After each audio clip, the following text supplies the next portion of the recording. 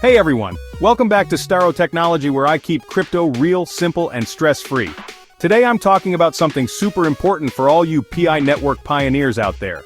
If you've been trying to move your unlocked PI, but keep running into those weird, transaction-failed errors, don't worry, you're not alone, and this video is definitely for you. Let's break it all down. So, here's how things used to work. After your 14-day pending migration or lockup period ended, you could just move your unlocked Pi right into your available balance. Easy, right? Just tap move done. But now, not so fast. There's a brand new rule. You need to have at least 1 to 2 Pi sitting in your Pi wallet before you can complete that transaction. Yep, if your wallet is empty, the system won't let you move your unlocked Pi. Instead, you'll see, transaction failed. And nope, it's not a glitch, it's the new system. So what's actually going on? Basically, the system now charges a small transaction fee, about 0.01 to 0.02 Pi, whenever you move your unlocked Pi into your available balance. If your wallet is empty, you can't pay the fee, and the transaction just won't go through. It's like trying to send an email with no internet. You need a little Pi to get your Pi.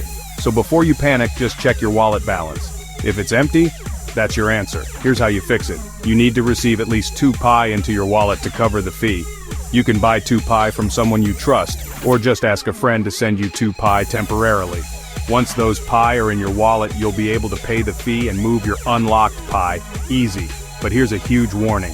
Don't try to transfer Pi from an exchange wallet like Bitget into your Pi wallet just to get those 2 Pi. Why? Well, for starters, some exchanges have minimum withdrawal limits. Bitget only lets you send at least 19 Pi, which is way more than you need. Transfers from exchanges can take forever, or even fail. And if that happens, your Pi could be lost for good. So what should you do? Always buy or receive Pi directly from another Pi wallet, not from an exchange. That way, you get exactly what you need, it's fast, and there's no risk of your Pi getting stuck. Wallet to wallet is safe. Exchange to wallet, headache. So if you're trying to move your Pi and it's not working, don't panic. Just make sure you've got 2 Pi in your wallet to pay the fee, and avoid risky exchange transfers. Let me know in the comments if you've dealt with this or if someone helped you fix it. Hit like, subscribe to Staro Technology, and share this video with every pioneer you know. I bring you crypto truth, not hype. Thanks for watching. Stay smart, stay safe, and keep building your crypto future one tap at a time. This is Staro Technology, and I'll see you in the next video. Peace.